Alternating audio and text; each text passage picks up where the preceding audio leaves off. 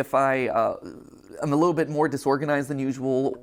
Normally I would want to script out something like this pretty precisely, but with an announcement like this, I wanted to bring it back to just us. There's no one else in the room, there's no teleprompters, there's no nothing. It's just the way that this whole thing started. It's a conversation between us. And sorry that I keep getting emotional about this. I'll try not to, but it's a big deal. You know, like, if you think about it, this channel is Steph and my first child, really. Before we had Ollie, before we had Skip, Catbat, like, it was this. This was our baby. This channel has been going for 13 years. I think in total it's somewhere around like 1,200 theories, and only half of those are FNAF. Shocking, I know, we actually did stuff that wasn't FNAF related, but this has been a literal third of my life, and I'm gonna miss you. I'm gonna miss this. I value what we have here. I value this conversation, this openness, this relationship that we share. And I'm sad that I won't be able to see you every week. Which then I guess prompts the question of like, why? Why am I doing this now? Why am I making this announcement today? Why am I walking away from the channels? Well, to be honest, it was Tom Scott. You can blame Tom Scott. Tom just did his farewell video and I'm like, well, he was able to do it. I want to be able to can, because we knew that we couldn't do this forever. We knew exactly as Tom's Reasons, or Seth Everman's, or Captain Sparkles, or Papa Meats, or Stampy Longheads. Like, there's a lot of these videos that are coming out these days, and there's gonna be a lot more happening throughout this year. Steph and I have known this video would be coming for the last 3 years. We weren't sure it was necessarily gonna be today. We didn't know exactly when it would fall, but we knew it was gonna happen eventually. That's why over the last couple years, we've been staffing up so much. That's why we partnered with a larger company to help run the channels. That's why we've been spending so much time outside of this box, training up the team to make the best videos that they can. Because we knew that we couldn't do this forever. We knew that, honestly, we didn't want to do this forever. For as much as I love you, and I love overthinking things, and I love theorizing, I don't love late nights. I don't love the fact that Steph and I have been work first for over a decade, where I'm sitting down at dinner with my best friend and we're talking about business logistics, or we're talking about animatronic toes. I miss the days where I could just sit down on the couch with her and play video games, and it's not for content. Or I'm playing a game and I'm not thinking about what theories are gonna come out of that. I miss it. So that's a big reason. That was a big one right there. But also just the internet's changing. My life has changed in the last 13 years. I mentioned Ollie before. He's the coolest little dude, and he's getting older by the minute. And I watch him, and he has so much fun, and he is so much smarter than I was when I was his age. He also probably knows the FNAF lore better than I do, which is a problem that I should probably address at some point. But honestly, I want to be able to spend more time with him. Another sad fact of the matter is I'm getting older. I'm 37 now. The other day, I actually had to Google my own age. And you know that when you have to start like doing math in your head to calculate how old you are over the hill, my friends. Though to be fair, to my credit, I think I'm like the only 37-year-old out there who has an unironic appreciation of Skibbity Toilet. Then again, maybe that's the problem, right? Like, maybe that's not a good thing. And honestly, because this is all about us being honest, there is a bit of a selfish side to this. When you think about it, there's only really 2 ways to step away from a YouTube channel. You either just decide the day that you stop uploading and you're like, I'm done, or you just keep uploading videos from now until the heat death of the universe, and you watch as your relevance slowly dies or your passion slowly dies. And for me and my journey in this place, I always wanted to go out on a high note. And when you stop and look at the last year, this has been the best year in the theorist lifespan ever. Like, no joke. It is our highest view year. It is the year where we launched Style Theory and immediately put our foothold in a brand new space, and that took off, and now we're one of the top style and fashion channels on YouTube. And that kind of completes the trifecta of, hey, we now have a top channel in 4 different verticals that are completely different, and no other YouTuber really has ever been able to do it to that scale. That's amazing. This is also the year where I was able to meet you guys at our Broadway show. I was able to play at the PGA and show that, hey, YouTubers aren't particularly good at golf, but they can make your event relevant for like a couple of minutes. It was also the year that I got to host the Streamy Awards, and it wasn't cringe. I mean, to be fair, the Streamy Awards are always a little bit cringe, but it was the right amount of cringe. When I pull up videos of all my favorite creators, and I watch them, and all of a sudden I start hearing people just casually dropping, "That's just a theory." It's just a theory, a game theory. Now this is just a theory, people. At the end of the day, it's just a game theory. That's just a theory.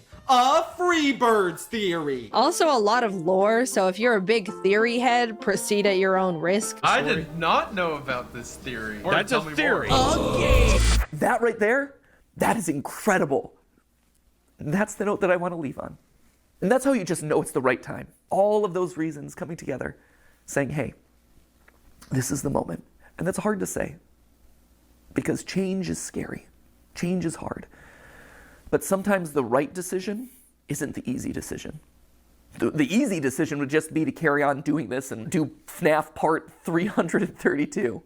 But that wouldn't be the right decision. I think the best way to explain it is with a video game analogy. Feels appropriate, right? Whoa, it's game theory, ha! Did it. Check the game part of it off. But the way I like to think about it is Earthbound. I think I've made it pretty clear over the years that that is, without question, my favorite game of all time. Sans Nest, all that, you're all familiar with that. But what you might not be familiar with at this point is how the game ends. At the end of Earthbound, after you save the world, everything opens up to you. You can revisit every single location that you've been to. You can talk to every NPC that you met on your journey. And it's this incredible moment as a gamer. You see just how many lives have been impacted thanks to your journey. And then after spending as much time as you want talking to all those people, you end up back home. You go back to where it all began, where you were just a kid waking up in bed and starting your adventure. And even though your mom's there and your dog's there and your weird telephone dad's there, it feels different somehow. Like, sure, this is still a place of love and acceptance and comfort and security, but you just don't quite fit anymore. Because you just traveled the world. You made all these new friends. You are different. You grew up.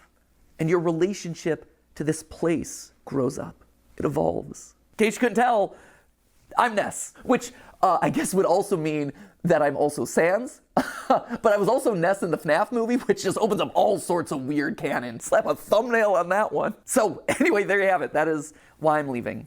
I hope you can understand. But that obviously begs the question of like, what happens to the channels? Well, for the next 10 weeks, we're gonna have ourselves a big old going away party. If Unis Annus taught us anything, it taught us that you probably shouldn't use urine for a personal sauna. But if Unis Annus taught us two things, one was to not soak in your own urine, but two was to appreciate the time that you have left. So that's why over the next 10 weeks, we're gonna have a bunch of theories that are gonna be a lot of fun, revisiting old favorites, getting some closure on things. We're gonna see some familiar faces, a lot of awesome stuff. Although to be fair, I think it's 9 weeks, and I think we counted this one as week 1. That was stupid of us. That, my friends, is how you wind up getting Wario being 10 feet tall. Mathematical rigor. Should have double-checked the numbers. So I have 9 theories left on each of the channels, but we're gonna call them MatPat's Final 10 because that just sounds better. At which point then on March 9th, we're gonna have that big going away celebration, MatPat's Final Theory, and I just dust away. I stand astride my Music Man and I just whip a nay-nay off into the distance. But then something special happens. Do the channels go away with me? No, actually. I've always thought that anyone can be a theorist, right? If you are passionate about a topic and you love to overthink it and over-research it, then congratulations, you're a theorist. And that could range from, hey, I have family recipes that I'm constantly looking to refine, to, hey, I want to create the perfect fantasy sports team. Because here's the thing, sports pros, at the end of the day, if you are in the statistics and numbers and doing calculations to see if your team won or lost, you're just playing a glorified Dungeons and Dragons game. Hate to break it to you, you're one of us, my friends. And sure, game theory is a format that I created. It's a show with this very excitable host who makes a lot of cringy dad jokes and says the word lore a lot. But at the end of the day, it's more than just the host. It is a show. It is a format. And In a broader sense, it is a state of mind. It's a way of thinking and approaching the world around you. It's more than just the host. And when you think about it, not a lot of YouTube channels function that way. We're special in that regard. Like, you're not going to be able to get another Markiplier stepping into the Markiplier channel. And you're never going to be able to recreate Jenna Marbles.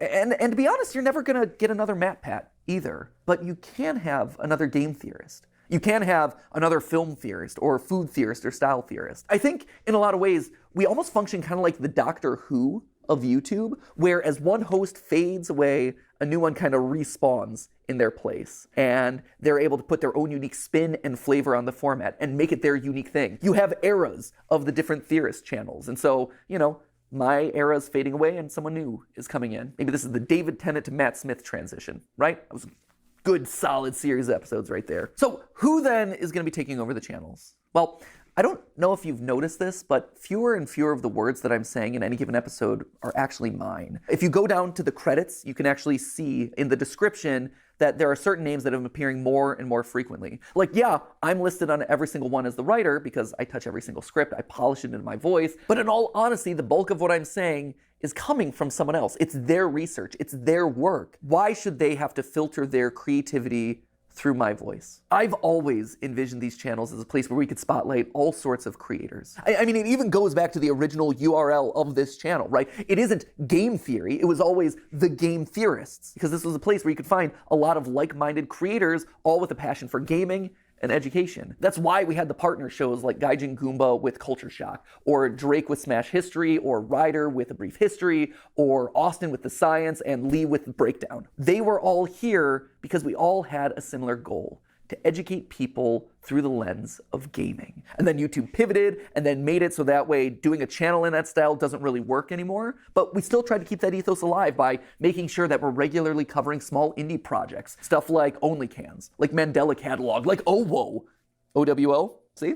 I learned. But if we're doing that for all these other creators, why aren't we doing it for the creators on our own staff who have been in the trenches doing the research, writing these words to deliver to you over the last couple years? I have been fortunate. I have been so blessed to have this platform available to me that you've given me over the last 13 years. But I think now it's time to pass it on to the next generation. It's time to give someone else a shot. But I realize that I'm getting off track here. So back to the question, who's taking over? First off, it's not going to one person, but rather 4. I would not wish my schedule on anyone. Like, sure, I'm willing to not sleep for the last 13 years of my life, but I feel like as Old Man YouTube passing this along to the next generation, I should probably do my best to try and make it more sustainable for them. It's also going to people that you're already familiar with. You've seen them showing up in shorts. You've seen them here on the couch with me for GT Live.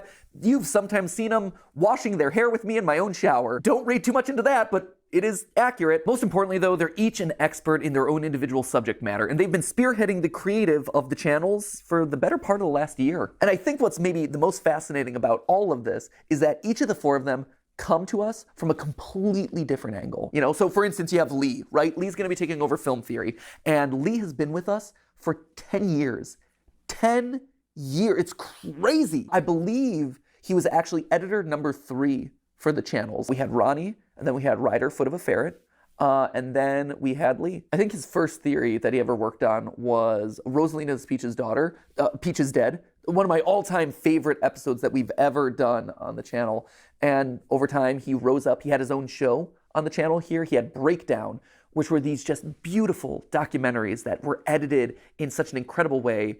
And since then, he's been spearheading a lot of the creative on both the writing and the visual side. And then, of course, you have Amy over on Style Theory.